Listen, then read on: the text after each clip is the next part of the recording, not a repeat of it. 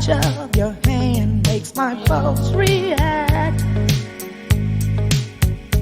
That it's only the thrill of boy meeting girl, opposites attract. It's physical, only logical. You must try to ignore that it means more than that. Oh, what's love got to do with it? What's love but a second-hand emotion? What's love got to do with it? Who needs a heart when a heart can be broken? It may seem to you that I... Yeah, I wanted to play the entire thing, but Yeah, but of course, then YouTube will shut it right down. yeah, so I'm surprised it's not shut down already. But Right. Tina Turner passed away today, 83 years old. Yeah, how about that? I mean, she's great. You know, it's really, I don't know, did you ever see her perform live? I did not. A lot on TV, but I only got to see her perform once. It was down at Richfield, 1985. I just looked it up. August 22nd of 1985, and it was a great show. It was a huge show. It was when she was doing the "We Don't Need Another Hero" or whatever, that Mad Max tour. yeah. But it was a giant stage. It was her with Glenn Fry opening. How ironic, both of them gone now. Yeah. But what a show it was! Glenn Fry just came out and killed, and he was doing the "You Belong in this, You Belong to the City" and that Don Johnson Miami Vice type stuff. Yeah. And then Tina came out and she had the whole Mad Max look, like everybody in her band was dressed Mad Max-ish, and That's awesome. and she just laid it down. She was riding high from that song and from obviously everything on Private Dancer. And great show, great artist. I was a big fan of Tina Turner, man. It's funny, I texted my mom, who's an even bigger fan of Tina, like a huge fan. I texted her when I saw the news, and she hit me back, and she just wrote, "This one really makes me sad." And I was like, yeah, I get that, because she was bigger than life. And The thing is, yeah, go ahead. she actually crossed over many generations too. I mean, that's what is interesting. Well- My daughter came home and she even saw the news because I had Fox on and they were talking about it. She's like, "Oh my God, Tina Turner died." Yeah. She was sad about it. Yeah, she really did cross all the genre lines, especially, dude, when Private Dancer came along. That was when I've said this on my other shows, but I don't think I've said it here. My mom was definitely the cool rock mom. Like, took me to see Led Zeppelin in '77 when I was 9 years old, and she was a personal banker for Barry Gable. So every time Gable came in, she worked at National City Bank back then. And every time Gable came into her office to do their banking, he would give her tickets to whatever they were doing during the week, tickets and passes and stuff. And my mom, if you go through her record collection, it was all the cool stuff. It was like my dad listened to all the horrible stuff, the Glenn Campbell and Jim Neighbors and garbage like that. But then my mom was always like Stones, Who, all the rock stuff. And even now, my mom's 74 years old. She listens to like T.I. and stuff like that. She's still current with her music. But what I remember is Tina Turner in my house was like the one artist that really cross-pollinated. Because at that time in the 80s, we were going off into like Madonna territory and stuff, which my mom was not digging, and I was into like Madonna and Prince and John Cougar and Billy Squier and everything that was popular at that moment. And then Tina Turner came out with Private Dancer, and it was like, wow, this is one my mom's listening to and I'm listening to. It was a true crossover, at least in my house. And the same thing for me.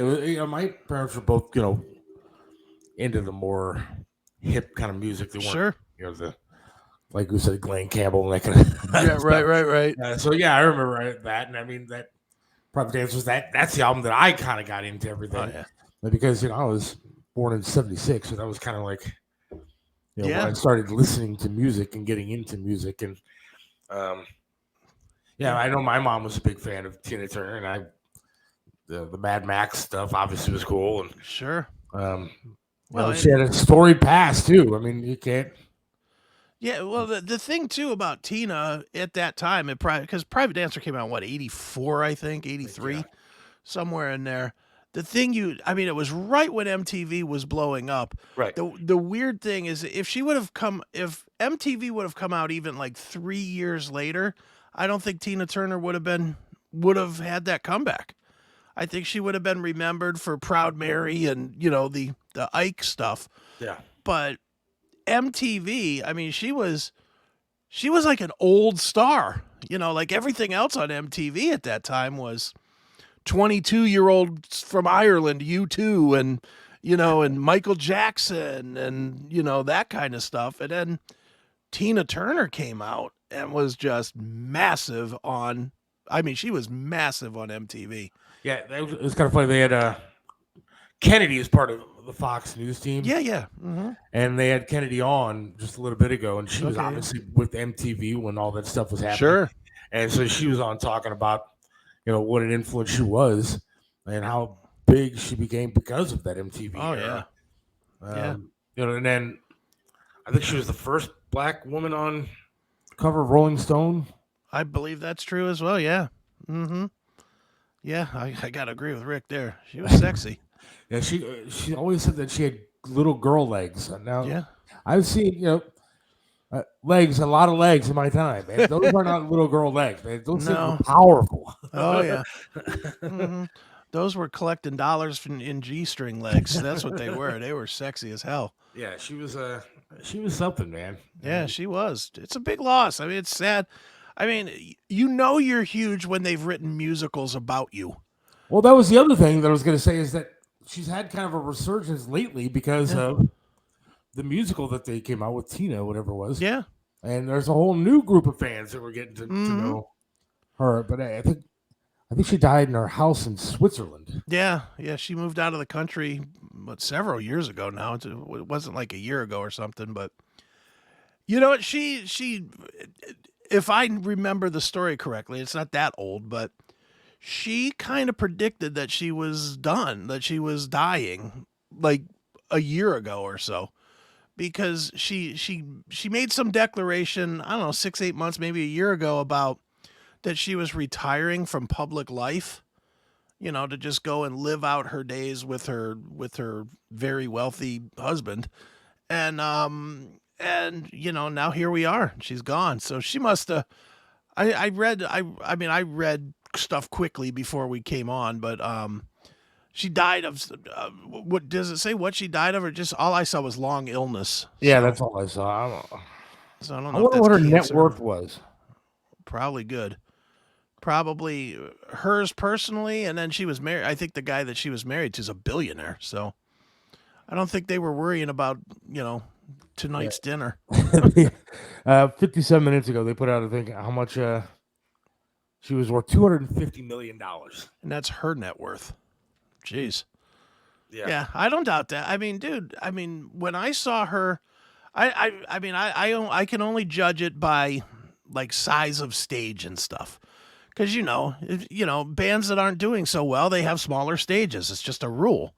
And I mean, when I saw Tina in 85, the stage was as big as it was as big or bigger than the stage that I saw Van Halen on. Right. In the same room, in the same room in the Coliseum. So I'm comparing the two, and her stage was bigger than Van Halen's. And it's like, wow, so she had some money. That was the other weird thing, and I know I'm just rambling here. No, go ahead, please. When I saw her, and it still sticks in my head today, and I don't know why. It was the only time I saw a zillion shows at the Coliseum. I don't know if you did or not, because you're younger. I saw a few, but yeah. But yeah, I probably saw 100 concerts at the Coliseum. I saw one where the stage was kind of on the left side of the Coliseum instead of the right, and it was this Tina Turner show. And I never understood why, because always, I kind of always sat sort of in the same section, that was like dead front, second deck. That's, as a kid, that's all I could afford. Right. But I always had like the front seats, and I just remember it wasn't the same section. It was like the opposite section that I sat in for Tina Turner, because it was the only show I ever saw on the flip side of the Coliseum. Maybe it was like a lucky thing or something that she had where she Yeah, I mean, for all I know, it could have just been power construction as Right, well. I mean, who knows? But I just still, to this day, it's the one thing that I remember about that show is it was opposite of every other show I ever saw at that place. Would you stop, Jim? Tina got the COVID. Stop, liar. Even if she did, whatever. I had the COVID. So did I. COVID doesn't kill you necessarily. Yeah, there's a lot of people, Jim, that had COVID. Yeah. Exactly. Yeah. But sad loss, man. Definitely. It's a very sad loss. I mean, but at the same time, you start to sit and think about everything. Mm-hmm. At some point, you're going to lose all these people. Oh, yeah. Keith Richards, he's going to be alive until forever. Yeah. But you're going to lose. Oh yeah, they're all going. Look, 83 is a pretty long life. Yeah. I didn't say that to my mom because she's 74, but my dad did too. And I didn't want to say, hey, she got it all in, because then my mom's like, well, did I get it all in? I was like, no, I don't want to say that, but yeah. I mean, dude, it is the true sadness of being this age, and it's something that I don't even think our parents really went through. We grew up in an age where we sort of saw our rock stars, our rock and roll people, where, even 20 years earlier than me, I mean, I was an 80s kid, even the 70s kids, a lot of them didn't know their rock stars. Like, they didn't know what the Eagles looked like, or, the Dave Clark 5 or whatever it was that they were listening to.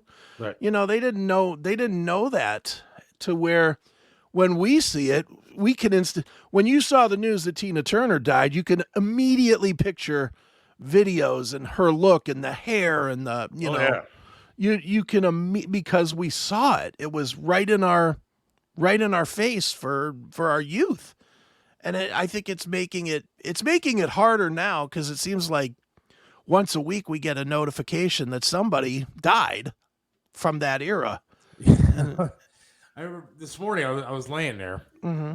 and all of a sudden my phone goes off with a Fox notification. I get all that shit on my phone, mm-hmm. and it said, "Member of the Beatles dies." I'm like, "Oh my god!" Well, there's either Paul or Ringo. So I'm sitting there going, "All right, one of them is gone." Right. And so I'm freaking out. I'm like, "All right, this is going to be the story that I have to talk about tonight." Sure. One of the Beatles is gone. And I click on it, and it's just the greatest clickbait of all time. Right. It was a guy that played like 3 times with the Beatles on like dates that there wasn't a bass player to play with the Beatles. I'd never heard of the guy. Right. And he died, but they put it out in the perfect clickbait. One of the members of the Beatles dies. Yeah. No, one guy that played with the Beatles 3 times when somebody was sick. Yeah. Played with the Beatles. Exactly. Meanwhile, he's a guy that tuned the bass for McCartney or something. Right. I called my wife. I'm like, one of the members of the Beatles dies. And she's like, who? And so I click on the story, and I told her who it was. She's like, I've never even heard of the guy. My wife knows more about music than anybody I've ever met other than you. Right. So I've never heard of the guy.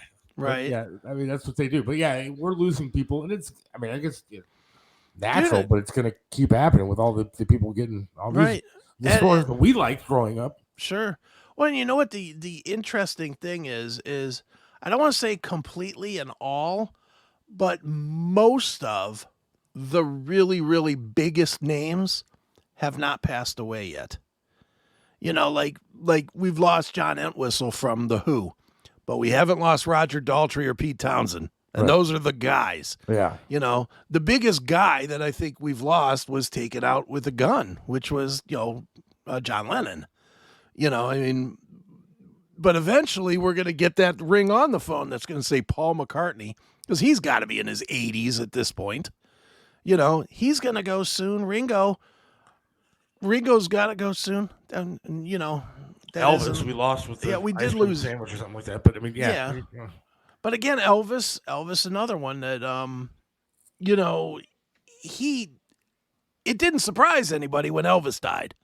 Not really. People knew he was very unhealthy. It was kind of obvious that he was checking out early. We've had a lot of guys that have checked out early, the Kurt Cobains and the, Dimebags and Morrison. We've only had a few guys that have gone old and died of real age, of real prominence, like Dio.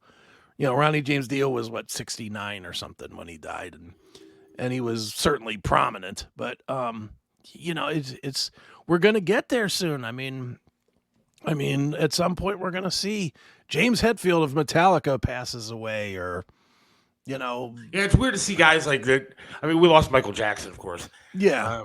But it's gonna be weird to see guys that I grew up with. I mean, right now, like somebody like Tina Turner, I guess is more my parents grew up with Tina Turner than we did. But we're gonna start to see guys that we grew up with dying of natural causes. And, that's gonna be a Well, dude, it's so weird to me. Is like, guys that I know now that are in, I know a lot of guys in the rock world.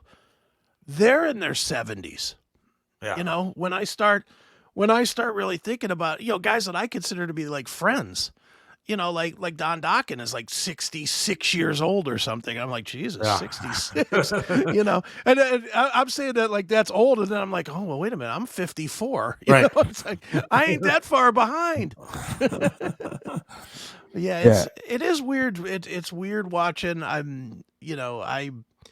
I would love it if I don't see another one of my favorite band guys ever die, but somehow I don't think that's going to be the case. And, Sandy called it a shock earlier, and to an extent, I guess it is a shock. I mean, I guess we weren't expecting it, but at the same time, you're talking about a woman who's 83 years old, probably did have some health problems, wasn't, doing. Yeah, you never really heard about her, but I mean, 83 is 83. Old. Yeah, I mean that's. Nobody ever dies at 83, and you go, man, that's way too early.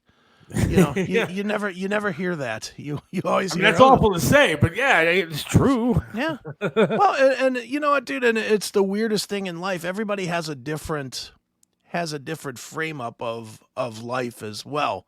Like for me, I'm never going to be 80 years old. Look at me. I'm a big fat tub of goo. I'm not going to be 80 years old. And and that's it. And it's like, for some people, you don't look to be 100, I personally would not want to live to be 80 years old or 83 or 100 because, look, I'm 54 and I'm already starting to feel it, and obviously the accident that I was in took its toll on me to where it's like I'm really feeling it. And it's like, ugh. I can't imagine doing this and losing muscle and everything else to be able to keep functioning. It just doesn't sound good. But I looked up one day, like, life expectancy of somebody with like an amputations and stuff like that, and as soon as I clicked on it, I clicked right off of it because I saw something I didn't want to see. I was like, all right, let's go on to the next article. What did it say? 48. I'm not going to look up any of those things anymore. No. You looked it up and it said 50, and you were like, oh no. Well, it said something. Not lying. It said like most amputees are lucky to live past the first year. And I'm like, what? I mean, I've seen a lot of people with like fake legs and shit walking around. Like, what does that mean? And I think a lot of it comes from like mental health issues and other things. But I was like, I crossed that barrier, so I'm happy about that. But when you see that kind of, dude, you that's can't frightening stuff. Let me just tell you. I just had not to look up anything like that. Yeah, I'll tell you from experience, and this is God's honest experience. When I got burned up, when I was in that industrial accident, the doctors told my wife at the time, make any arrangements you need to make. He's never going to live out of the initial surgery. That's what they told her. They said, make any funeral arrangements while I was still alive on the table. Barely alive on the table. And then I went into the coma, and I did a couple of 3 weeks in a coma. And then I remember them waking, when I was awake, they had this meeting where they brought everybody in and said they were going to cut off my pinkies and they were going to cut off my arm and that I was never going to be able to walk without a walker. And I beat that odd, then, I beat all those odds. Then it was, well, if you don't if you don't, work out really hard and you don't do this, you don't do that, all these different things, you're not going to live a year. So then we spent the first year wondering if I was going to have a heart attack or whatever every single day of the first year. And I didn't have that. And then it was, well, if you get 5 years with the percentage of burns that you have, then that's considered good. And I beat that. So, you know what, dude? Now I'm 54. The doctor, it's funny, it's been a running joke with my friends forever because the doctor told me when I cleared all those hurdles, the last time I heard this was 55 years old is what I should strive for. Was to get to 55. And I always joke about, I have joked for years, got 3 years left, got 2 years left. I've always, because, you can't live your life in fear no matter what. No matter what happens to you, no matter what you go through, you dig through it, you dig in, and you beat it. You beat it. And if I don't, I don't. But for me personally, and I mean, I've been through the worst kind of shit anybody ever needs to hear. I wasn't supposed to get any of it. I was supposed to be dead at 26 on a table. They told my wife to call a funeral home. Right. At 26 years old. I'm 54 now. I think I'm pretty healthy other than the stupid wing that will not heal. And I'm thankful beyond thankful for every single day that I get, and I take advantage of it. And if today is the day, if I drop dead here when you go to the Triv's restaurant commercial, well, I had a good run. All right, let's not do that. Let's not do any of that. Let's be a little bit more positive. But yeah, I'm with you. I mean, the other day I talked to you and you said what's up, and I started off the conversation with, "Well, this day has been shitty" or something like that. And then I was like, "But it's good to be alive." Yeah, absolutely, man. I mean, look, if I went through when I was going through my recovery from the burns. I did everything that they tell you to do. I'm sure they told you the same thing with your leg. Go to support group. It's going to help you. It's going to make you, get in touch with other people that have been through it that could tell you how to blah, blah, blah, blah, blah. And I did that, and I could not have been more miserable. I literally got kicked out of burn support group because I couldn't deal with, people that were hurt far less than me that were whining and complaining about their situation. Guys that like burned their arm or something and, lost pigment in their skin. Right. And I'm sitting there at 69% burned, 52% grafts. And I'm listening to this guy that's got a burn on his arm. And I was like, Jesus, stop it. It just, bleh. For me, it was like, I had to leave that and then move to, move on to doing what I do, which is what I did. I literally stopped going to support group and I started going into rooms like other burn victims that were going through it. And I wasn't through it yet. I mean, this is when I was still rehabbing myself, but I would go walk into other burn victims' rooms and just be like, "Oh, 30%, you got this, bro. Let's go." And they would all ask me the same questions. How do you get through it in your head? How do you look at yourself? How do you blah, blah, blah, and I was always like, look, you just deal with it. You toughen up and you move forward. Absolutely. I remember I was walking out. I had to go get something at the hospital. I was doing therapy not that long ago. Sure. And I was walking out and there was a guy. It was bizarre because it looked almost like me. Mm-hmm. But he was in a wheelchair and he was missing his right leg, same kind of spot that I'm missing mine. And he's trying to wheel up this ramp. Right. And he was struggling hard. Sure. And I remember when he got to the top of the ramp, I looked at him and said, "Dude, you're going to get this and it'll be just fine." I was like, "I'm where you are right now. I was there not that long ago." And I was like, "I promise you, whatever you're thinking now, it's going to get better for you." Sure. And that struggle you're having getting up this ramp right now, you're going to be me walking up it shortly. Right. Dude, you went to Metro, right? Yeah. Yeah. Well, me too. And the rehab clinic, like there's that parking garage there at Metro. Yeah. And then there's that little rehab clinic on the you have to cross the street and then it's right there. Well, that's where I did most of my rehab. And one of the things when I first got out of the hospital, and this is I'm going to tell some illegal stories, but it is what it is. I don't think they can prosecute me 37 years later. But I was not supposed to be driving. When I first got out of I could damn near barely move. But I had a wife, I had 3 little kids, and Metro was far. I lived in Bedford. Yeah. So Metro was really far, and it was 10-hour days of rehab. Relearn to use my hands, relearn to walk, doing all that stuff. So within about maybe a month, it just got overwhelming for my wife, to deal with me, to deal with the kids, to try and wrap us all up and get us to the hospital and then hang out at the hospital all day. Right. It was a real bitch. And so I just decided at some point, well, I'm just going to drive myself.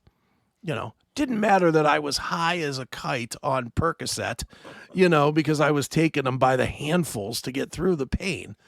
But I remember one specific day, it was in the winter. I got to the hospital, parked in that little parking garage. At this point, I could barely walk. I mean, I was still at a point that I couldn't lift my feet to walk. I was kind of doing that shuffle thing that people do. And I got outside, it was cold, and I got about halfway across the street doing the little shuffle, and I couldn't go any further. I was like, if I take one more step, I'm going to fall down. So I'm standing in the middle of the street, just standing there, and it's snowing and it's cold. And I'm like, what am I going to fucking do here? And literally a guy pulled up in his car, got out the car, walked me across, and just looked at me and said, "Been there, you'll be fine." And got back in his car, went back to the road, got in his car, walked away after. I don't know the guy's name. I never saw him again, but he just kind of, it was one of those moments where I was really thinking about, this is as far as I can go. I can't do this. And he literally just kind of came over, walked me in, parked his car in the street, no less, walked me into the clinic, and then just disappeared. It was like, wow.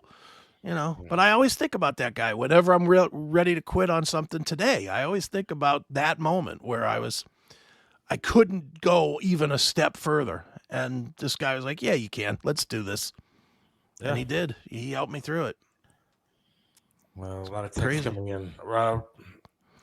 Rick wanted to know, did you see any crazy stuff? When I was in the coma? I believe that's what he was asking. Yeah. I saw, I had these dreams. First of all, I'm gonna shamelessly plug my book here. There's this book right here, Call Me Chris, that just happened to be on the desk. Honestly, it wasn't like I pulled it here suddenly. It was actually just happened to be on the desk. But it's available on Amazon, and you can read all about my fun adventures. But I did write in the book about my dreams, and I had dreams, not like I didn't have a moment where it's like, hey, let's go to the light or any of that nonsense that you see. But I definitely had some weird dreams that if you put me on a lie detector would absolutely be considered truth. Like I would pass a lie detector with, one of the dreams was that I saw these huge bugs all over my room, like on the walls, crawling around the walls, like trying to snap at me and stuff. And I swear to God it happened. I know it didn't, but I had that. I think I told once before about being on the pirate ship and feeling like I was chained to the wall of a pirate ship. And that was because, I was going through surgery, so my mind was registering the being cut on. Like the pirates were torturing me as I was chained to this thing, and I was tied to my bed because I have a graph right here that they were trying to stretch out. So I was kind of Jesus on the cross, tied to the bed. Wow. And but in my mind, I was chained to the wall of this pirate ship, and I Again, I would swear that it was true, but obviously it wasn't. And yeah, I had my share of weird dreams and stuff like that in the coma time, and honestly, I had weird dreams even after. Like I spent so much time on morphine and then Percocet that it's really hard to tell what was reality and what was nonsense that was going on in my head. And that's even after I got out of the hospital. It was weird. Now, see, I maybe you and I differ just because of beliefs or whatever, but I felt like I saw something more than. I felt like it was more than just a dream when I was in. Okay.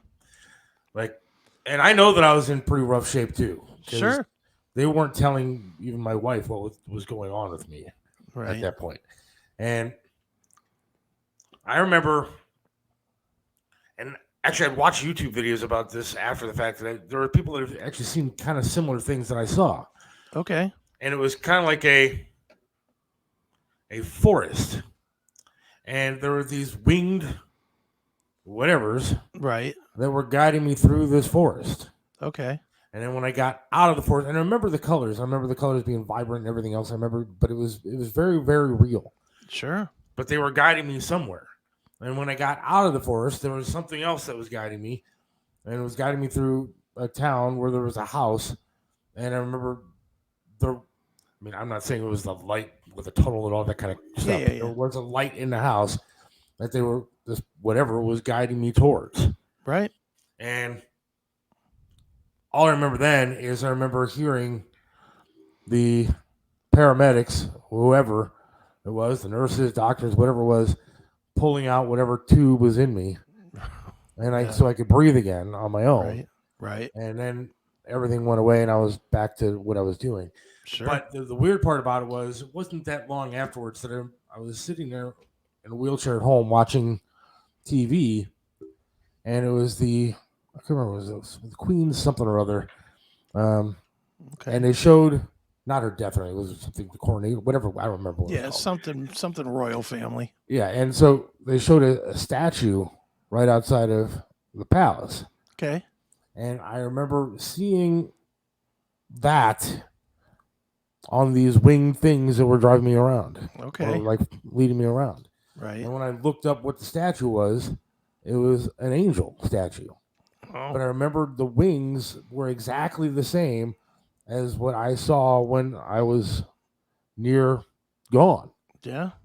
And for me, because I recognized something like that and looked it up and saw what it was very real that something other than just a dream was what I felt like. I don't know. For all I know, it's just a dream.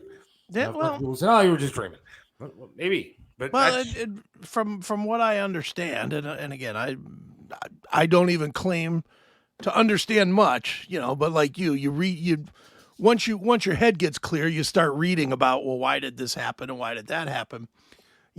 From what I understand, when you're in a coma, your mind tries to define what's going on without bringing the reality that might scare you into it. And I don't know why this pirate stuff was not supposed to be scary, because it was, but it probably was less scary than thinking about, surgeons doing surgery on me while I was, unconscious. I don't know. I mean, the whole coma thing is weird, man, because it really, that's interesting. You hear stories. Anybody that's ever been in a coma has a story about it. Yeah. Nobody, not a single person I've ever met that's been in a coma comes out and says, "Yeah, I don't remember anything." No one. Right. And the thing is, like, I never you never think you're going to be in one. No, not at all. When you are, it's something. Yeah, I mean, I'm fortunate with mine personally. I think everybody's different, and I, anybody who knows anything about burns knows that the worst part is when they scrub the dead skin off, and prep you for the recovery and grafts and all that stuff. And I am beyond thankful. If I'm thankful for anything about my accident, which I'm actually thankful for a lot of it, But if I'm more than thankful about the one thing, it's that when I went through it, I was in a coma during that phase. 69% burned. They had to scrub an awful lot of dead off me. And, I was like, woof, that's brutal. And I don't remember any of that. I just woke up and it was already done. I was like, okay, that's good. Yeah, I was obviously in a coma when they took the leg off. Sure. And then, but I did have another surgery after that to have more of it taken off. But it wasn't. Obviously, nothing I remembered. I mean, I remember being wheeled into the operating room, and I remember they said, "All right, get on that table." I remember getting on the table, and as soon as I got on that table, that was it. I don't remember anything after that. But. So, who told you what happened? Was it your doctor, or was it Heather, or was it your dad, or who was it? What, the leg was gone? Yeah. Who told you initially? I don't know. Because I was so medicated and drugged up. I don't remember how that all happened. I mean, I remember vaguely. My dad says that I called him and told him that I was going to have the leg taken off. So somebody would have, and I know my wife had to sign for it. Sure. Because I couldn't sign for it. So I couldn't, I don't know. And then I remember there was one doctor, and I had saw him months afterwards. Mm-hmm. But I remember when I saw him months afterwards, I recognized his voice. I was like, dude, I recognize your voice. When did I meet you? He's like, I was with you every day after your surgery and made sure that you were okay. And I talked to you every morning. But I didn't remember his face. I didn't remember anything. I just remembered the sound of his voice. And I gave the guy a hug because I just remembered that sound. Mm-hmm. Yeah, well, and I mean, dude, you are definitely one. You're like a true survivor because you don't hide behind it. You're not trying to hide the fact. You're out there, you're talking about it, and you know what? That's good for your brain, man. It's good. Oh, yeah. It's absolutely good for your brain to actually acknowledge it and not anybody that hides from something that they've been through, especially when it's not your fault. If you would have chosen that path, which a lot, this, dude, a lot of people do. A lot of people get an amputation. A lot of people get a burn accident, whatever, and they never come out of their house again. No. And, you've made yourself probably in your own head stronger by talking about it and by answering questions and letting people ask you questions. Yeah, I'm more than willing to take it head on. Yeah. Still feel a foot, legs. Yes. Dude, it's the most bizarre thing ever. Like, there are days where I'm sitting there going, dude, my right foot hurts. Look, there is no right foot there, but it hurts. Yeah, that's one of them things. I've heard that about amputations, is that like for years you have that too, from what I understand. Is I mean, dude, it really is it's hard to explain, to I always call them commoners, which is not really the nicest way to put it, but to people that have not been through something, it's hard to explain this stuff to people, because it's otherworldly stuff as far as 99% of the world's problems, I guess, but I always look at it as, for me, it makes me tough. For me, it's always like, you can't afford to pay your rent this month? Yeah, well, I was dead. I win. Yeah. You're not going to bowl me over in sorrow anymore, because I've beaten way bigger things than, you don't like the way your website looks or whatever. It's like, who cares? Well, all right. Well, we got started on this because Tina Turner passed away. That's right. We got Tony Masacho coming up in about a half hour, but we do have some other things, I guess, to get into. Yeah. Before we talk to Tony. So let's take a quick break. I want you to listen to we'll listen to all the commercials, but listen to this first one, Yellow Brick Road Auctions. It's very cool. This woman has a great service. It's something very unique, and it's a lot of fun, too, in my opinion. But again, Tina Turner, dead at 83, and we're still taking your comments and everything else. We'll be back in a few minutes. Hang on.